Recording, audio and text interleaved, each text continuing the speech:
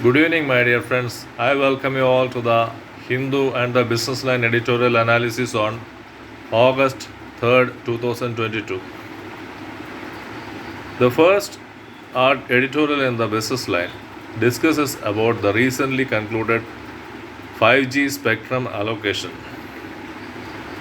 The 55,236 megahertz, that is the total spectrum allocation which has been completed by the Union Ministry, and it has been shared by two major players in the telecom sector, which are Reliance Jio and Bharati Airtel. Reliance Jio has secured spectrum worth 88,100 crores.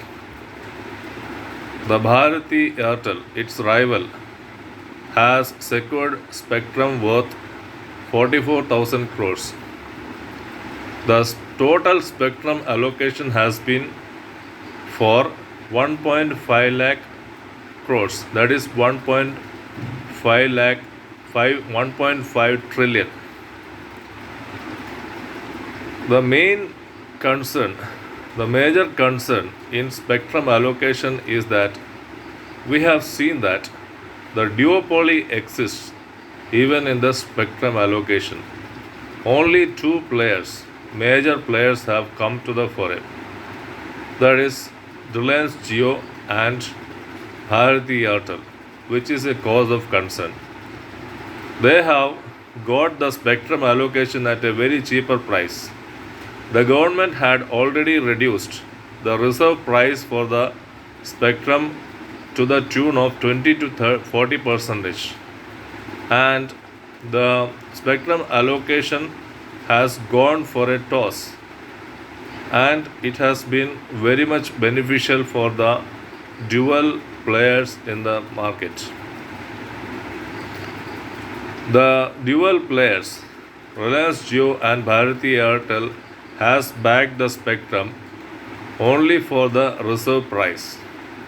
Since there is no competition to increase the auction price, although government claims that auction has been very much successful, it doesn't seem to be so, because only two players in the market cannot influence the auctions to such an extent. The Businessline editorial suggests some measures on which to ponder about the government in ending this duopoly. The government has its pet, the public sector BSNL, which has got its lease of life with some allocation, that is capital infusion to the tune of 1.4 trillion. Government can consider developing BSNL as a competitor to these two players, because the tariff which public are going to face will be very much huge. Then the government can think of reducing the cost of running the telecom. Already it has decreased the license fees and the reserve price of allocation of spectrum. So this will factor in the tariff being charged by the telecom sectors. So this cost front, government can think of reducing it further. Then the quality of service. The quality of service depends upon the data availability. Even now, the voice calls and the intermittent disruptions in data services is happening, which can be plugged by government in sincere and ardent efforts taken on this front. Then moving on to the Securities and Exchange Board of India's quasi-judicial orders and warnings. The Securities and Exchange Board of India is the regulator of capital markets, that is stock market. Time and again, as per the Securities Exchange Board of India Act 1992, it issues quasi-judicial orders and warnings. The quasi-judicial orders are sometimes reduced into warnings by the Securities Appellate Tribunal, which is the tribunal to look into the grievances of the investors and the securities market related issues. Although for most of the companies, the Securities Exchange Board of India has issued quasi-judicial orders. Quasi-judicial orders because the Securities Exchange Board of India is a quasi-judicial body.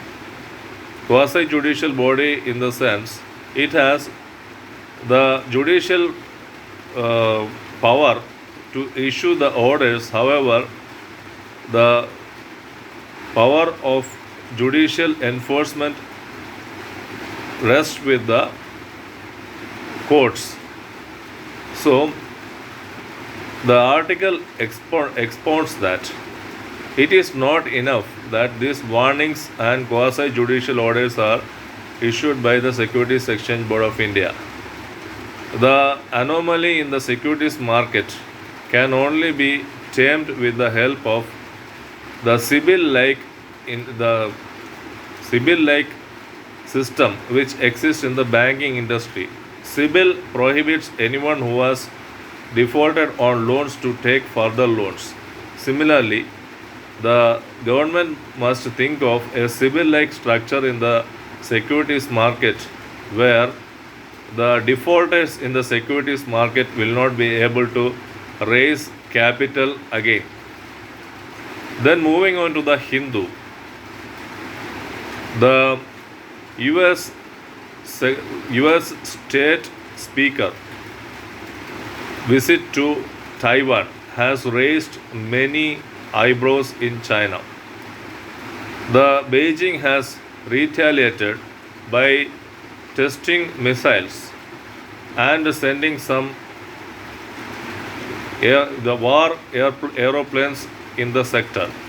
Taiwan has always been an issue with China, and whenever US tried to pacify the issue by visiting Taiwan, the China got provoked. Now also, when the present US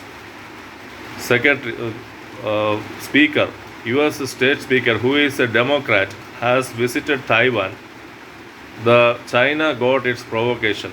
Although repeated assurance by US President Joe Biden that the visit was not maneuvered by US, it was on her personal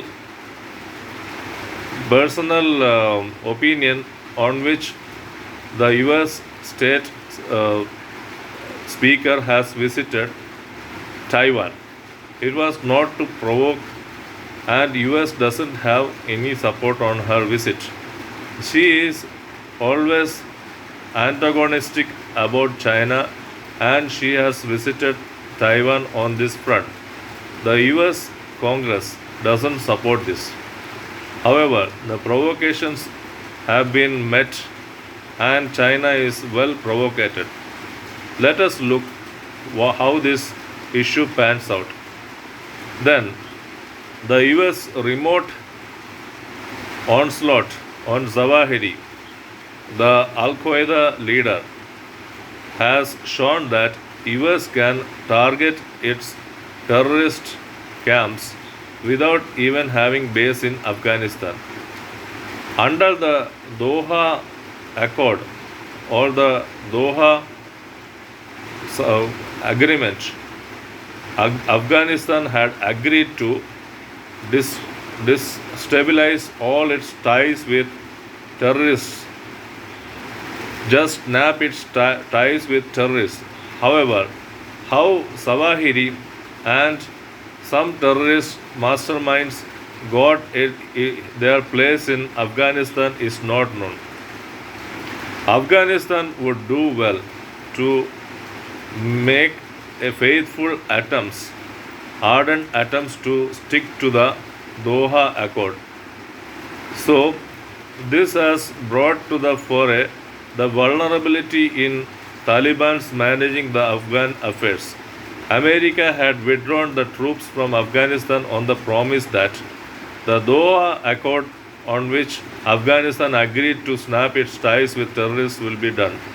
However, the recent killing of Zawahiri has raised some eyebrows. Then moving on to the freebies issues by certain governments, state governments.